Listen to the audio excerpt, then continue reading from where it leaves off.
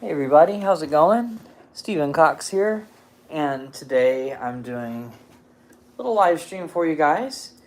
And I know I'm kind of in a different setting, but I try to do these once a month on the first Thursday of the month.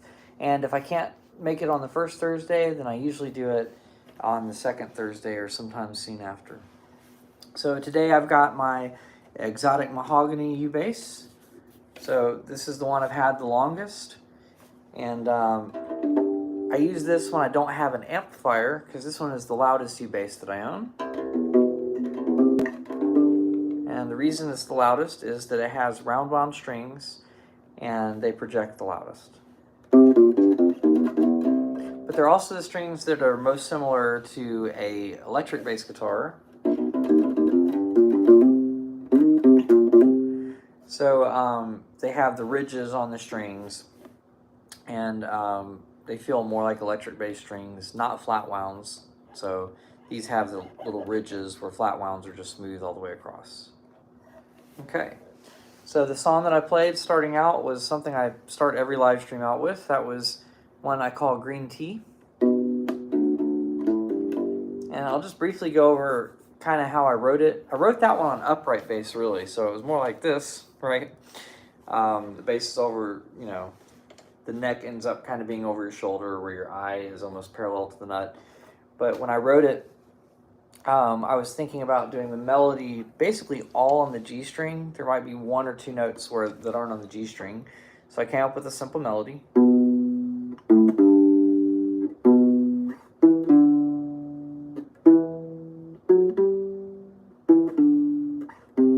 Right? And that's pretty much the melody. And then with the bass line, I was doing a bossa nova bass line. So for those that are familiar, that's like a root fifth bass line with a certain rhythm. And then I use the 12-bar blues to do that. And then that melody just kind of lines up with the 12-bar blues. And then after that, I try to add a little bit of percussive slaps into it. And that's like a backbeat on beats 2 and 4. So 1, 2, and 3, and 4, and 1, and 2, and 3. So that's kind of what I did. I combined all those things into a song and made that. So first of all, if you have any questions or if you have anything that you want to hear on the U-bass, just comment them, and hopefully they'll come up over here. So far, there's no comments, but feel free to let me know, and I can play a little bit of a bass line for you, or I can answer a question if you have a question. But once again, this is the exotic mahogany U-bass, and yeah, so all I've done so far is played the opening song I usually do on these live streams, Green Tea. But that's what I was thinking when I came up with it. Melody on one string, bossa nova bass line, and then adding some percussive hits on beats 2 and 4 to kind of make it feel more like a band. So it's almost like that's 3 instruments going on at the same time. One, but they're really simple parts, right? So it's like that's the melody, and the bass line is doing it. And so even though I'm doing the root and the fifth, notice that I'm using open strings whenever I can. So instead of playing G, D, D, by doing the 3rd fret and the 5th fret over here, I'm doing the 3rd fret on the E string and the open D string, and And then when I switch over to the C chord, I'm kind of doing the same thing. 3rd fret on the A string and the open G string, right? And then the 5 chords, when I get to the kind of the last chord that shows up in 12-bar blues, that's the 5 chord. So in this case, it's a D chord. Once again, I can use the open string for that.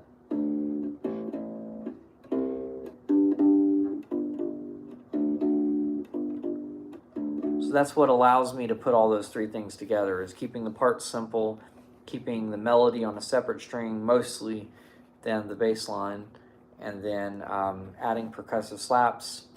So the biggest challenge of songs like that, if I do an arrangement like that, is when you have a percussive slap at the same time that you have to hit a note. So what I do there is like, so we have that part of the bass line, I play the note, then I do a slap. Okay, there's the rest of the bass line. And then the next melody note happens on beat 2. So, or sorry, beat 4. There's a slap on beat 4. So I have to like slap through the string so that the note can still sound. So we've got, and then that last note was just a pull off. So there's a variety of techniques that I use kind of in combination to make it seem like 3 parts are going on at the same time. So the drum part's just, and occasionally on that drum part I'm also adding a thing on the body, but as soon as the melody starts, I let that part go.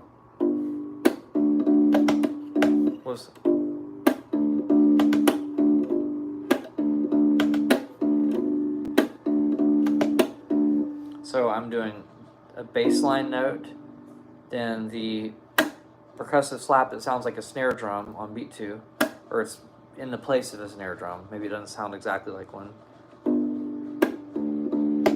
And then I'm hitting 2 notes on the body of the instrument. Then there's another snare drum note, and then I'm putting a final note on the open D string.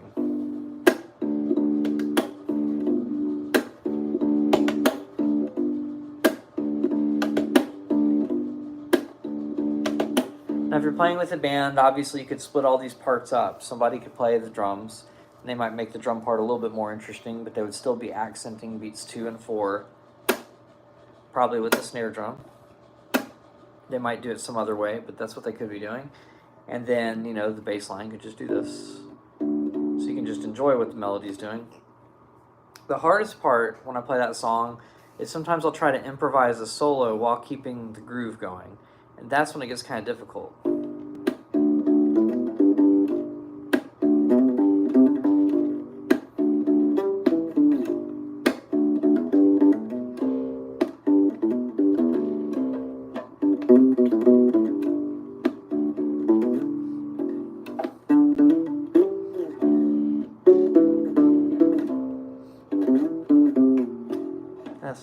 See, it's kind of hard to do.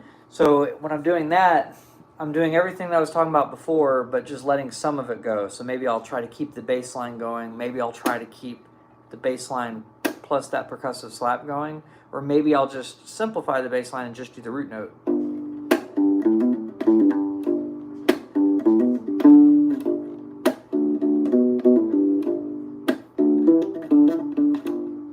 You know, that kind of stuff. And then the hardest part is making sure you remember to keep the changes going. So when I go from G to C, knowing when to do that, and back and so forth, and not getting lost within all that. So that's the difficult part of that. But yeah, so when I come up with arrangements, sometimes I'll do percussive parts. Sometimes I'll just play like a root 5th bass line, and then play a melody. Like I might do that. That's what I would do if it was a country song.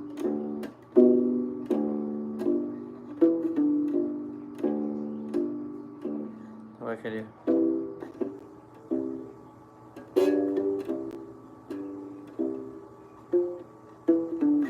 It's hard to do. But anyway, that'd be adding the root 5th line and having it moving a little bit more constantly. But I could have done the song like that instead of putting a bossa nova fill in the background.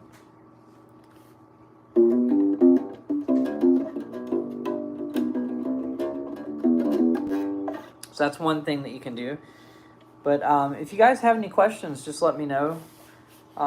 That's kind of what I'm thinking of a lot of times when I write songs, though.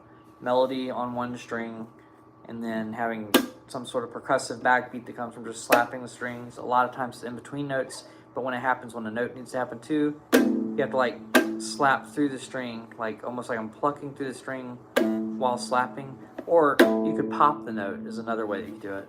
You could go.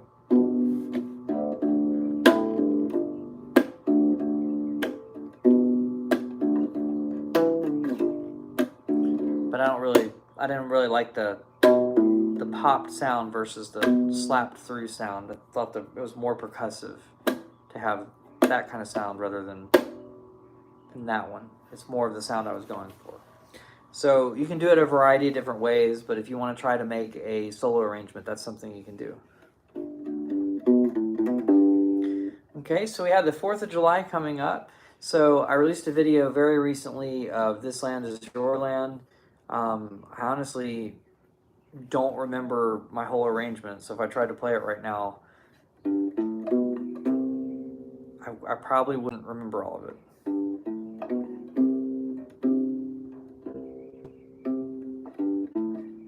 How was it? Oh, that would be the G that time.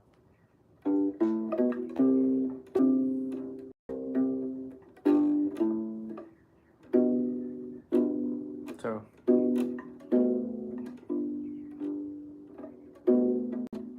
yeah, I can't remember.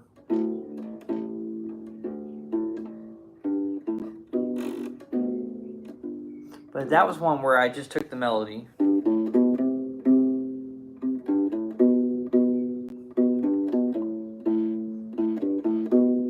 then I'm adding a root fifth bass line to it.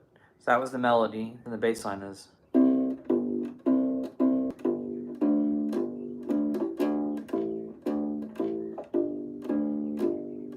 So when I did the melody as an open string note. I think that's what I forgot just now. I was doing it here. But then what I did on the arrangement was kept the melody more on the G string when I could. So.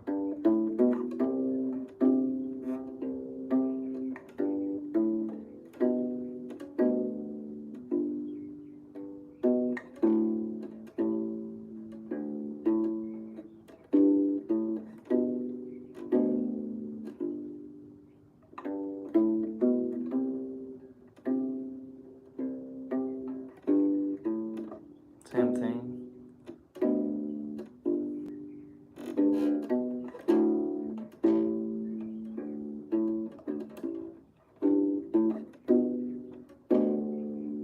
But anyway, I practiced it a lot more while looking at the music so that I could refresh my memory. Right now my memory is not working as well on that. But that's the idea that I did for that arrangement. So you have the root fifth bass line and you have the melody on the string. So you could add to that if you wanted to. For that particular one, I didn't want to make it too hard, so I kept it fairly simple that way. But how many people here are celebrating 4th of July? So let me know in the comments if you're celebrating the 4th of July.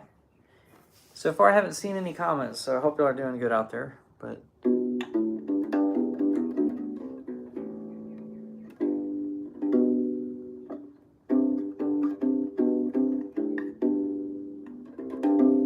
okay.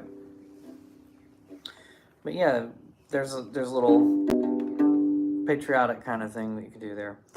And then, of course, you can always do Star Spangled Banner. The easiest way to do that one is just to do the melody. It's kind of hard to do chords at the same time. So there's like a version that I'm used to. Dun, dun, dun, dun. I'm trying to think. Dun, dun, dun.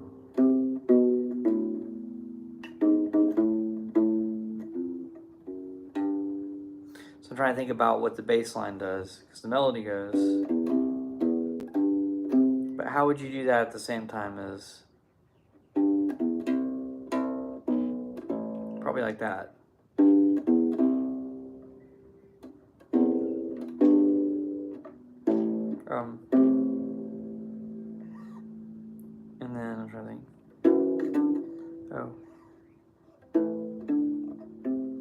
anyway, that one, I can't remember the bass line enough to do that, but I did an arrangement of the Star Spangled Banner as well.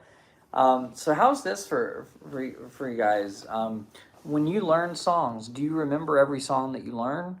Or sometimes do you not play a song in a really long time and have to relearn it? For me, there are a lot of songs that I play fairly regularly. So I have a lot of songs in my head, and then there are a lot of songs that I can pick out if I need to. But sometimes the songs don't stay in my head.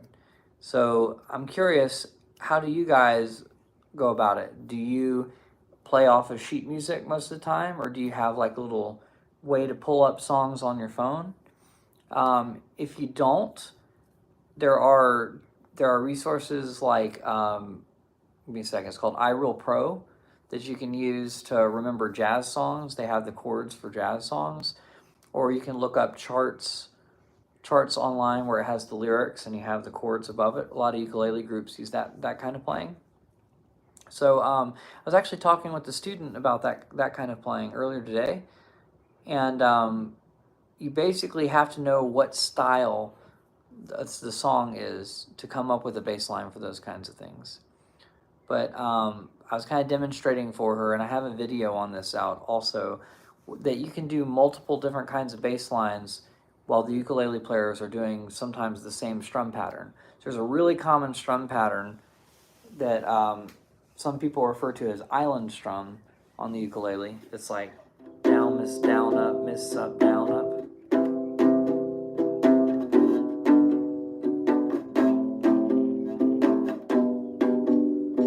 So they might be playing something like that with that pattern.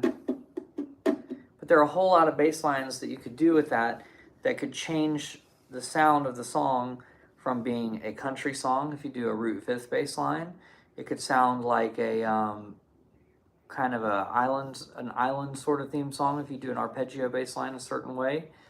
And it could sound like rock if you have a driving bass line doing a bunch of eighth notes underneath it. Or it could sound like pop music if you just have like a simple boom, boom, boom, boom, boom, boom, boom, or something underneath it. So like you can transform something. Let's say you're doing that. If you did a root fifth bass line underneath it, I'm gonna see if I can do them at the same time. I don't know how I'm gonna strum and play it at the same time. Let me just do this down here.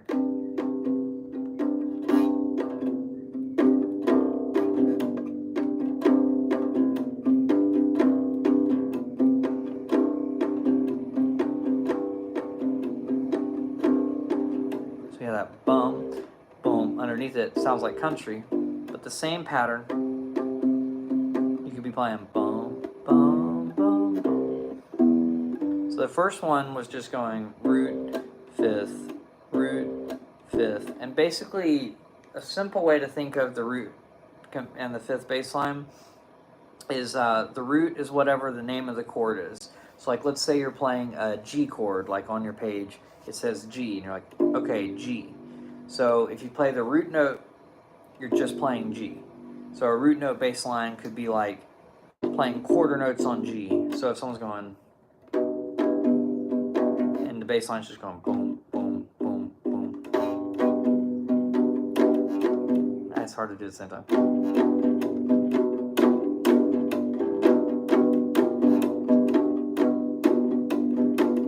Yeah, and so right now I'm trying to tap it to give you the idea. Boom, boom, boom, boom.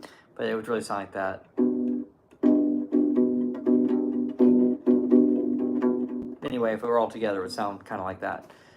And then you could do the root fifth bass line. So if your root is G, we basically go 5 letters forward in the alphabet. So in the musical alphabet, we start over at A after G. So we have A, B, C, D, E, F, G, then A, B, C, D, E, F, G. So if we're doing a G chord, to find the fifth, we could go G, A, B, C. Oh, D is the fifth. Okay. G, then our alphabet starts over. A, then B, then C, then D. So 5 letters away from G is a D. Now this doesn't always work because sometimes sharps and flats get in the way, but in general it can get you very close to finding the fifth. But on the bass, we can use patterns to find the fifth, right? So there are 2 ways to find the fifth. If you're on an E string note, there's really only one way. So like if we're playing the G down here, we can find the fifth by going 2 frets over and 1 string thinner. Okay, so if we do that on a G, that's really the only way we can do that. So on this E string, any notes on here, we don't really have an easier way to find the fifth, right? Other than that, up until you get past the 5th fret, in which case we might as well be on the A string. So if we have an A string note, we have 2 ways to go to the 5th. So let me start with this one. So we have C, so a 5th away from C, C, D, E, F, G. And you do count the one that you're on as number 1. C, D, E, F, G. Okay, G is my 5th now. So C, I could go down to the G we just played a minute ago. Or I could do the same thing that I did to find the 5th a minute ago, where I go plus 2 frets and 1 string thinner. So you could remember that when you're trying to find the second note in that root 5th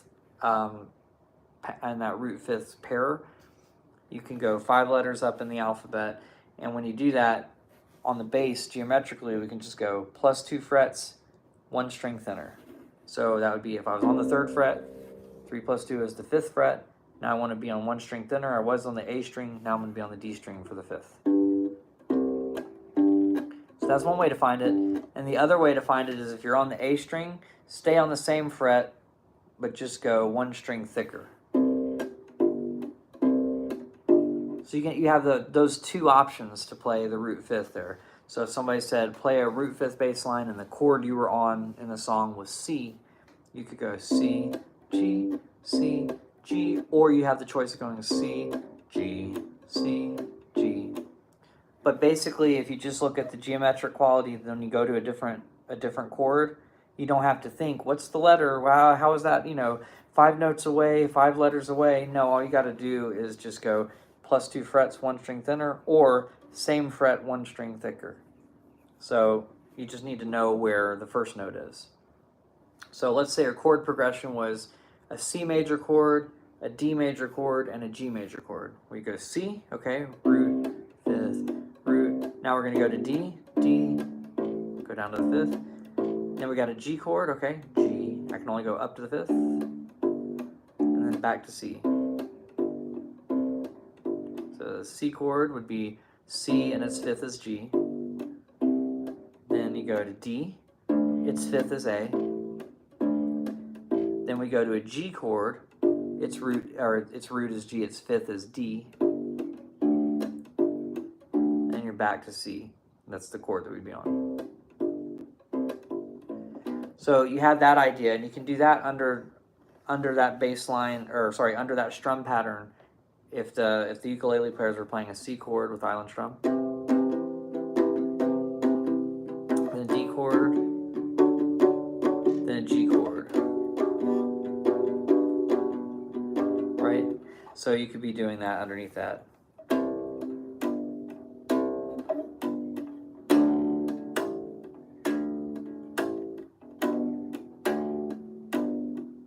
Yeah, and so I'm tapping the notes so you can kind of hear them at the same time, but that's how you'd make it country.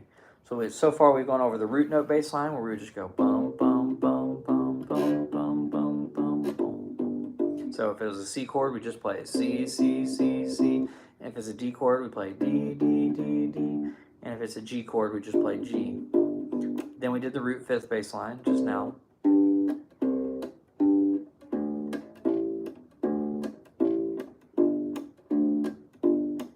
What if you didn't want the song to sound like country, or you didn't want it to have that just root note bass line?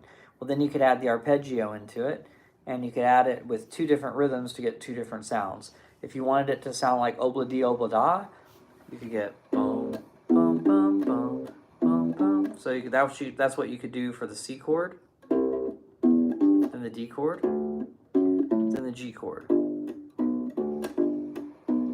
So how did I figure out the notes to play for each one of those chords? Well, it requires a little more knowledge unless you just memorize the pattern. So you could memorize, okay, if it's a major chord, I'm going to start on my middle finger on the root note. So if it's a C chord, I'm going to play that.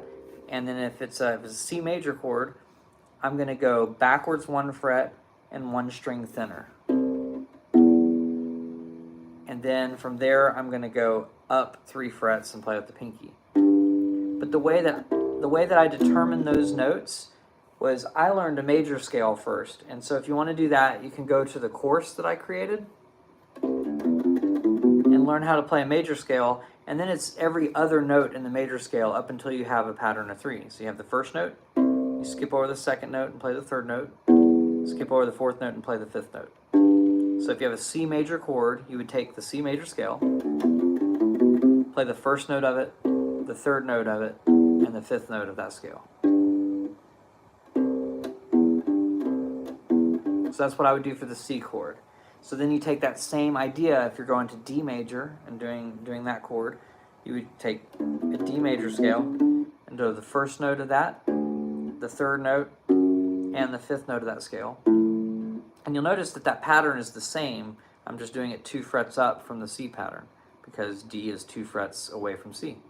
So if you look at it finger-wise, if I have a grid, my middle finger is getting the root note, then I'm going 1 string thinner and using my index finger to hit the next note, and then my pinky will be right where it needs to be to play the third note of that grouping. Okay, then I scoot all that up 2 frets to go to D. Now my middle finger is on a D. And I do the same pattern there. And if I have a G major chord, I can do the same thing. So that's another kind of line we could do, is the obla-di, obla-da kind of bass line. Bum, bum, bum, bum, bum, bum, that kind of line. So if I apply that to C, D, and G, it's going to sound like this.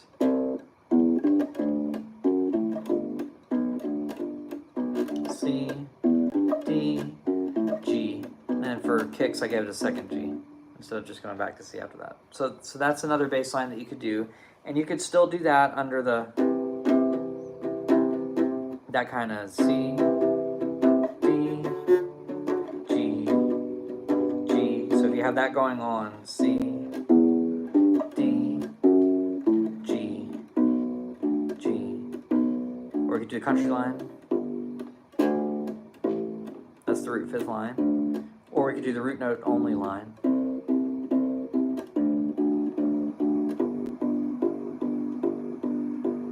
Okay, so that's the same chord progression. The ukulele players are doing the same thing, but we transform the feel of the song from maybe more of a rock kind of feel to a country feel to a kind of obla-di, obla-da feel.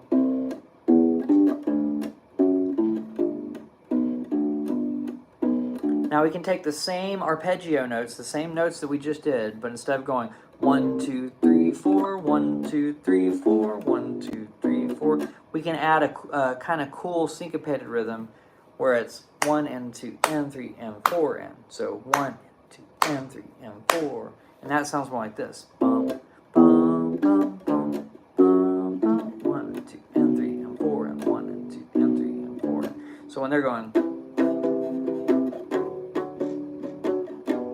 it'll sound like this with them.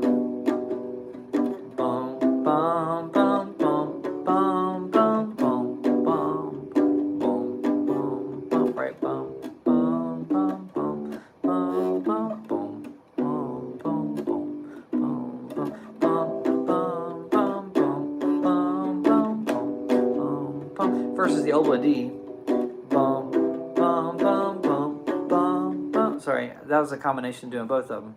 Bum, bum, no, bum, bum, bum, bum, bum, bum, bum, bum, bum, bum, bum, bum. So see, it kind of transforms the feel of the song. So the ukulele players might be giving you the same strum pattern, but now you can make it sound like rock,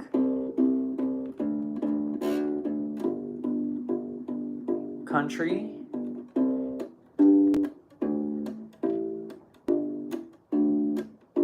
was the other one? Obla-di, obla-da.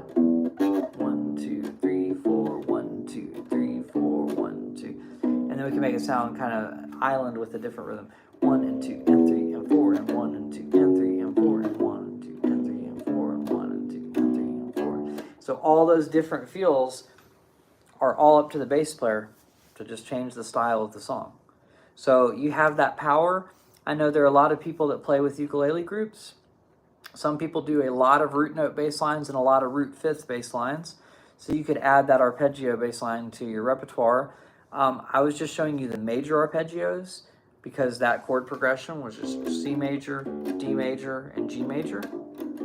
But you could also add minor chords into the mix. Like let's say you're playing a song where the chord progression is C, A minor, D minor, G. Well, for the arpeggio thing, we need to know our minor arpeggios now. And to do a minor arpeggio, instead of putting our middle finger on the root note, we would put our pointer finger on the root note. So if we have a D minor, I'm going to put my pointer finger on the root note, and then I have this grid created by that. 5th fret, 6th fret, 7th fret, and 8th fret. So we'll play the 5th fret note. So that'll be our pointer finger. Then we'll go to our pinky note, which is the 8th fret on the A string. Right? And then the third note of our arpeggio or our chord would be the 7th fret on the D string. So the major one would have been this way, but now we can do a minor one as well, if the chord is minor. So, once again, that would be on the same string, doing the 5th fret, and then the 8th fret in this case, so that would be to do a D minor chord. So what I want you to think about is not the frets, but what my fingers are doing. If we have four fingers in this grid, my pointer finger happens to be getting the 5th fret, my middle finger happens to be getting the 6th fret, my ring finger happens to be getting the 7th fret, my pinky happens to be getting the 8th fret. But if you put your pointer finger on the root note of the chord, in this case it's a D, the other fingers are just going to be literally on the next frets next to it. And then you'd go index, pinky, and then go down a string thinner and play the ring finger after that. Index, pinky, then ring on the next string. And that's your minor shape. So you can do that anywhere. Like let's say we did a G minor. Okay, well this is a G note, 3rd fret on the E string. So that's where we're putting our pointer finger. Then I got pointer, middle, ring, pinky, just all assigned to the other frets. Just if the pointer finger or the index finger is getting the 3rd fret, then in this case, the middle finger would get the 4th, ring finger would get the 5th, and pinky would get the 6th frets. So then our pattern would be, we're still doing the minor arpeggio, so we're going to play our index finger, then go to our pinky note on the same string, then go one string thinner, and do our ring finger note. Okay, so that's our minor arpeggio shape. Or, doesn't matter where you do it. It just makes it whatever the starting note of the chord is. So if I did it here, it's an F minor, because I'm starting on an F note. If I did it here, it's a D minor, because that's a D note. If I started on here, that's a G note. So I'm creating a G minor chord there. Okay, so now we have our minor shape and we have our major shape. So let's say the chords on your sheet, let's say you have lyrics, and then you have C major going to D minor, sorry, C major going to A minor, then going to D minor, then going to G. That would sound like this.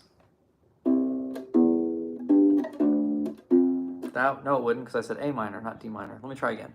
C major to A minor to D minor to G major. I did it again. I forgot to do the A minor again. So basically, that's what that would sound like. So you have C major. So I'm doing the major arpeggio shape that starts with my middle finger, goes to the next string down, and does index and pinky based off of that grid. Then when I go to the A minor chord, I'm putting my pointer finger on an A note. That's 5th fret on the E string. I'm doing my minor shape there. Then I'm moving down to a D note to start. That's 5th fret on the A string. I'm doing my minor shape there. And then we have G major at the end. And so I'm doing that on the 3rd fret on the E string, because that's a G. And I'm starting with my middle finger because we're back to a major pattern. So I'm going to see if I can get closer so you can see slowly. I'm going to play it slowly right now.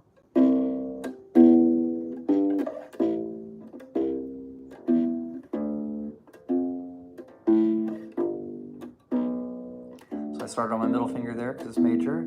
I started on my pointer finger here because it's minor. Pointer here. I should say index finger. And and then middle here. So starting with middle, doing the major pattern, starting with index, doing the minor pattern, starting with index, doing the minor pattern, starting with middle, because I'm doing the major pattern. C major,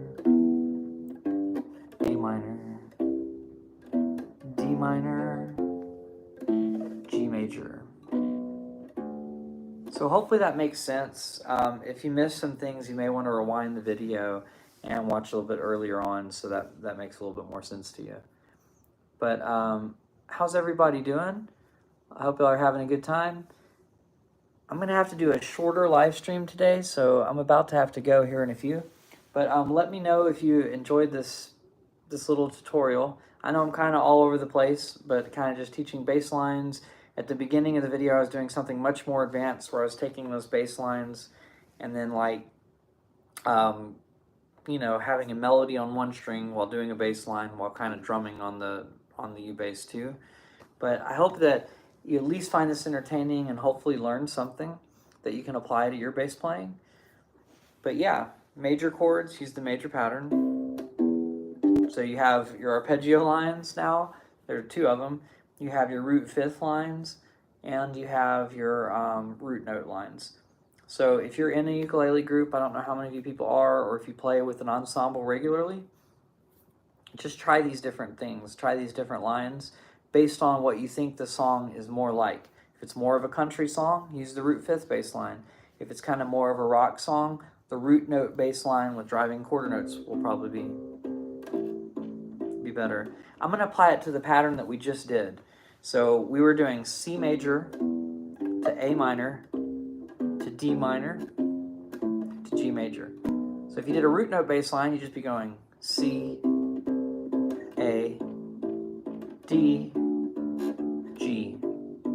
No need to even worry about it being major or minor because you're just playing the root notes. That's why a root note bass line is a great place to start, as you're getting used to where to move your fingers to, right? So then you could do a root fifth bass line.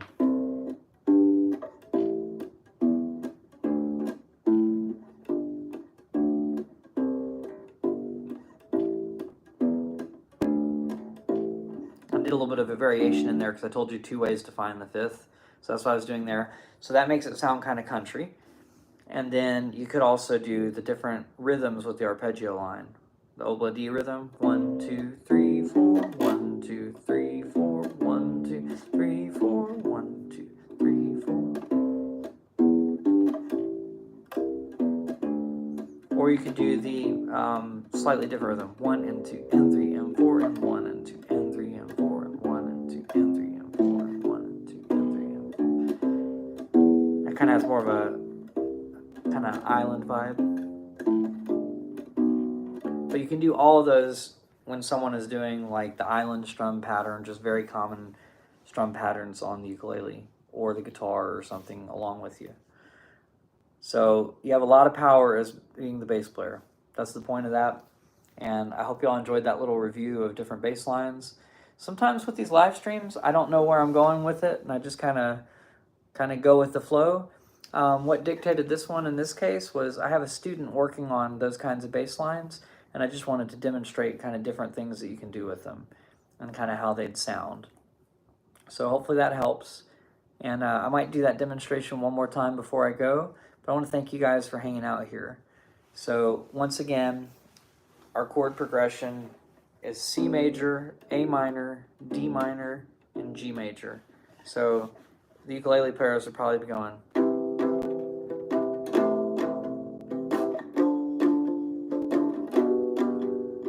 Something like that, and then we have all these options. So I'm going to go through them one more time. Root note bass line,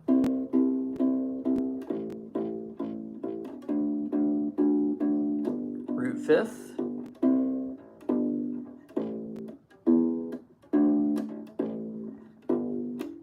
arpeggio like obla di obla da,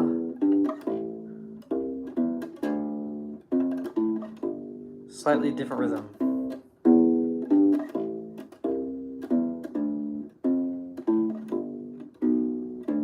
Yeah, so those are the different lines that you could play if someone is doing the ukulele part.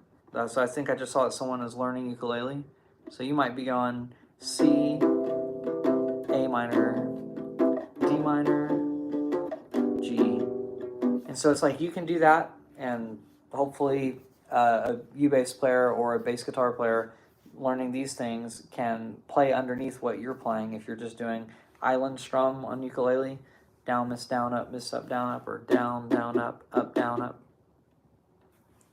Oh, I'm sorry that your ukulele isn't with you, but hopefully you can try this on there. But have you learned that strum pattern, that down, down, up, that kind of thing?